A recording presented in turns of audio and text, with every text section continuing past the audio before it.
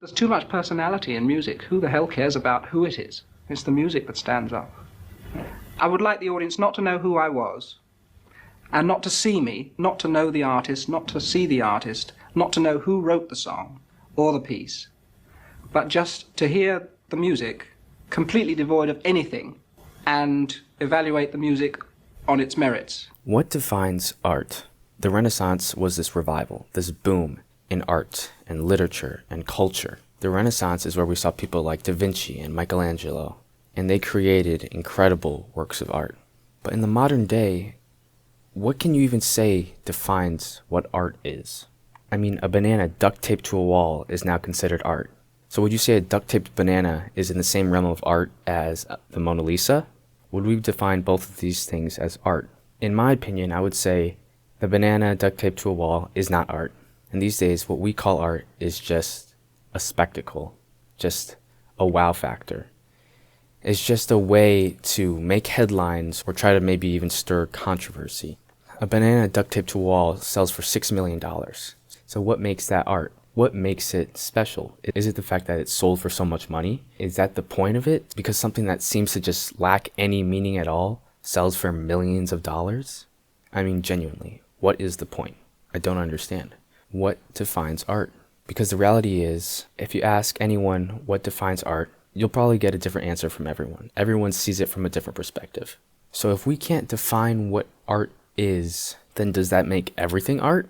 Or does that make nothing art? The bigger point I'm trying to make is that in the modern day, we value spectacle and a wow factor and large amounts of money over what I would consider genuine art. We no longer value art by what it is when it stands alone. We say, if this art is cheap versus this art being very expensive, then obviously the one that's more expensive is better. But that's obviously not true. We shouldn't define the value or significance of art by its price tag, but how should we define it? Is it defined by how it makes one feel? If it provokes any emotion or any thought with someone? Is it defined by the process the artist used to create the art? I mean, all these things are factors in what produces art. And I'm not really sure if all of these things is what makes art special, or if it's one of these things or multiple of these things, but still, it goes back to the point. What defines art? Does art have to be a painting? Does it have to be a drawing? Does it have to be a sculpture? Is art restricted by its medium? Is it restricted by its creator? Or is it restricted by what it's supposed to mean, or the meaning that the creator has for it? Is there any restriction on art whatsoever? From the clip at the start of the video, it was Labi Siffre. He's a very famous singer-songwriter musician. And he was explaining that he wishes that music could stand alone, and that it wasn't about who made the music, and it was just about the music itself. And I like that idea a lot. I think these days art and music is too often tied to its creator. And instead of evaluating one's creation by simply what is created, we evaluate it by multiple things. We evaluate it by who created it, how they created it, how long it took them. We even evaluate it by the person itself and their opinions on certain things, even if it's completely unrelated to their art. I think that's more and more common with music. There's musical icons, there's pop stars. Their music is very much tied in with their personal brand. And it's not just about the music itself, but it is about the person behind it. And I don't think that's a bad thing necessarily, but I definitely think it is a big influence in many different cases on how people actually view the art or the creation. I mean, what if every single artist was anonymous? Maybe they just had a name that they go by, but no one knew what they looked like. No one knew who they were. No one knows what they've done or anything. All you know them by is their art. And I think it'd be cool to see more of that these days. I mean, there's people that do that. There's people that are anonymous artists, but that is not the majority. Do we define the artist by their art, or do we define the art by its artist? Or is it a bit of both?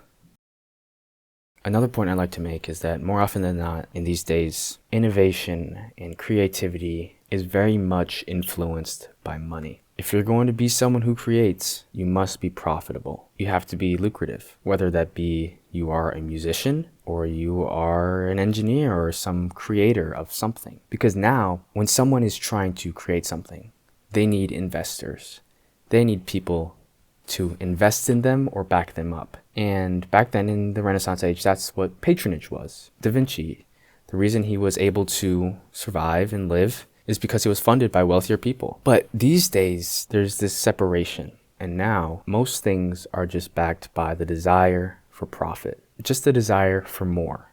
Make more money. Not make more genuine creation, not make more meaningful things, but just to make things to make money. This is not a new concept. The incentive of money is not new. It's existed for a long time, but it's changed. And money is becoming more and more of a driver rather than making something genuinely meaningful. Take AI, for example. People are investing billions and billions of dollars into that industry for the sake of, hopefully, in the near future, to make money.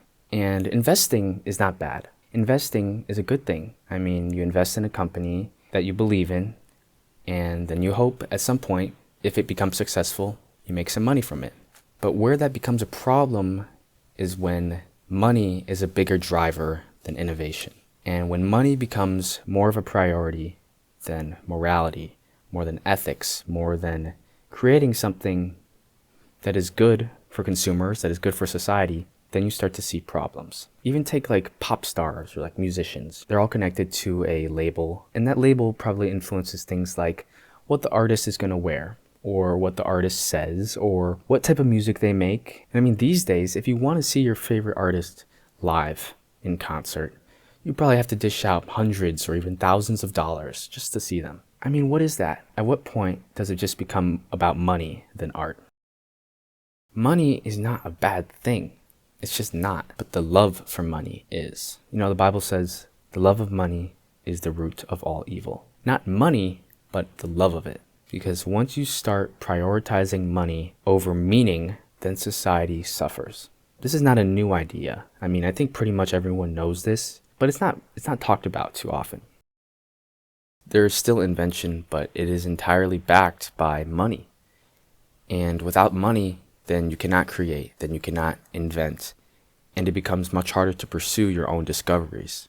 It becomes less about innovation and more about maximizing profit.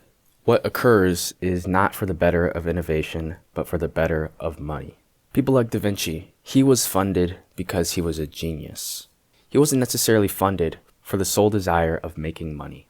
Money was a factor, it always is. But how big of a factor money is has heavily changed.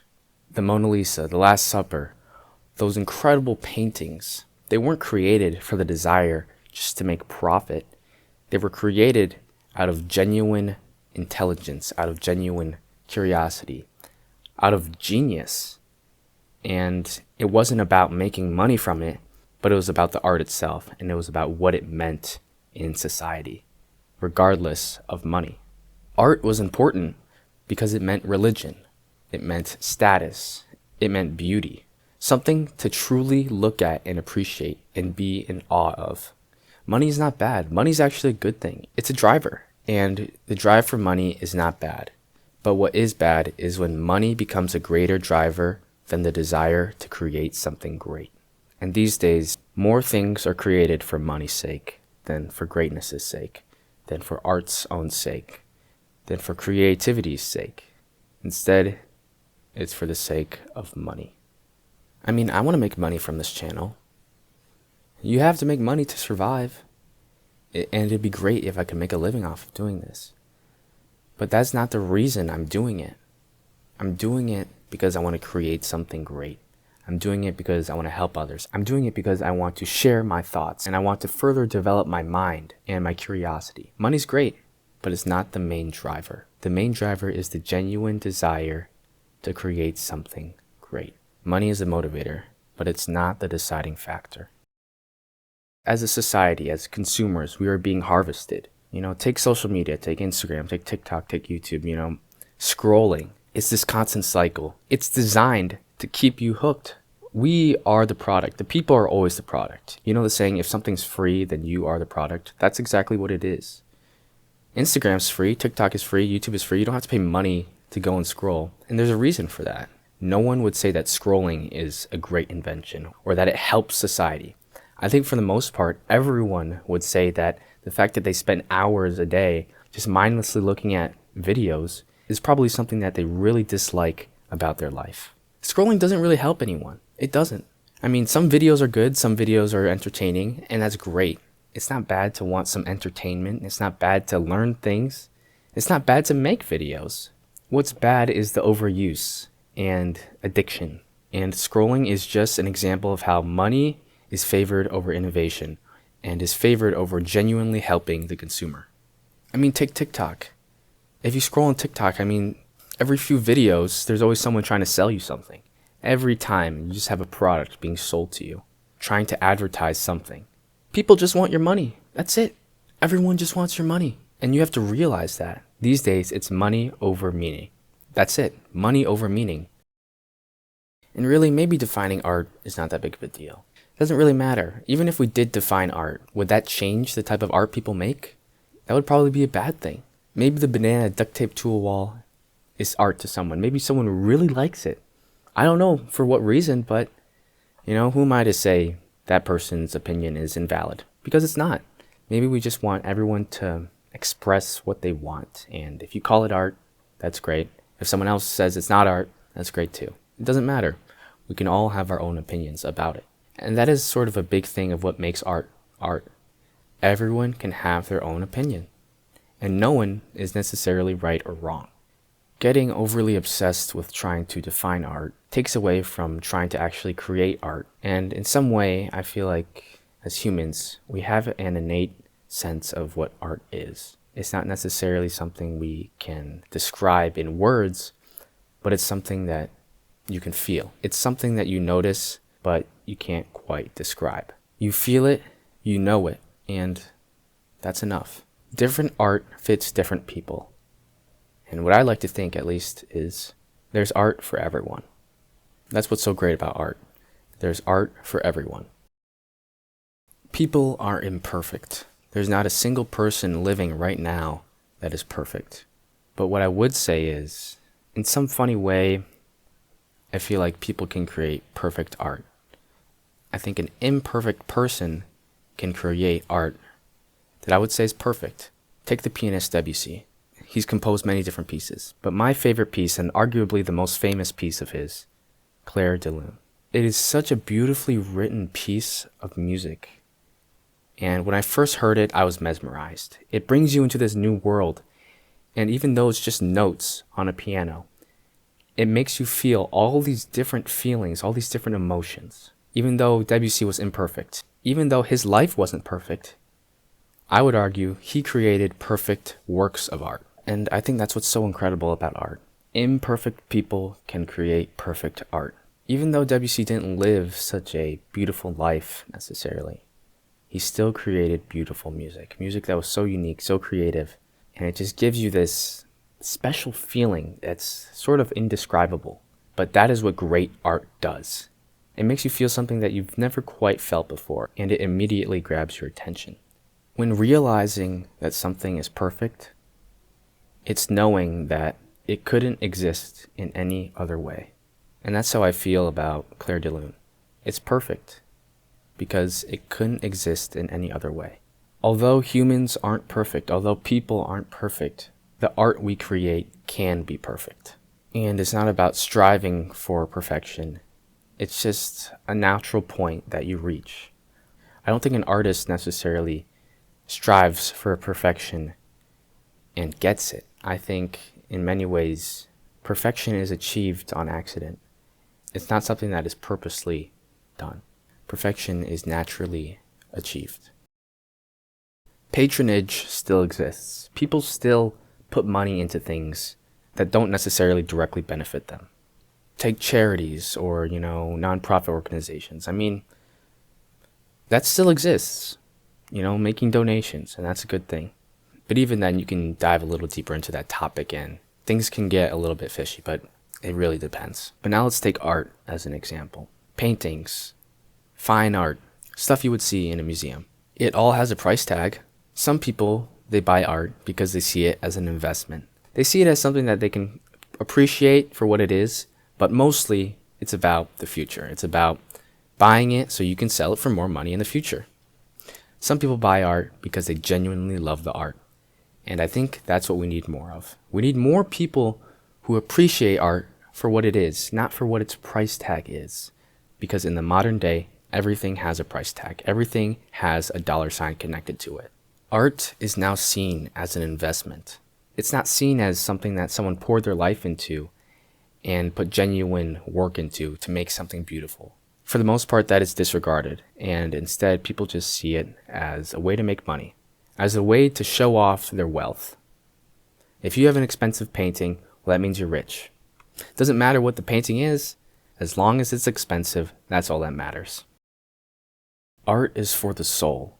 Humanity needs art. We need it so we can express our personality, so we can express our emotion. Art is everything we want to say, but we don't quite know how to say it, other than through creating art. Science is pretty void of human emotion and the complexity of people, and that's purposeful. Science is supposed to be logical, and it's supposed to be provable. And when you have people who are only well-versed in science, they see life through a purely logical standpoint, a purely scientific standpoint. And this is why we need people who can see life through the humanities and the sciences. We need logical thinkers, but we also need people who can think deeper than just the logic, deeper than science, and delve more into people and art and emotion. Let me know your thoughts about art, thoughts about this video. I left a question in the comments that you can answer based off this video, and also I left a question in my Discord that you can answer too. 2 different questions, so yeah. Just let me know your thoughts. I'm curious what you guys think. Thanks for watching.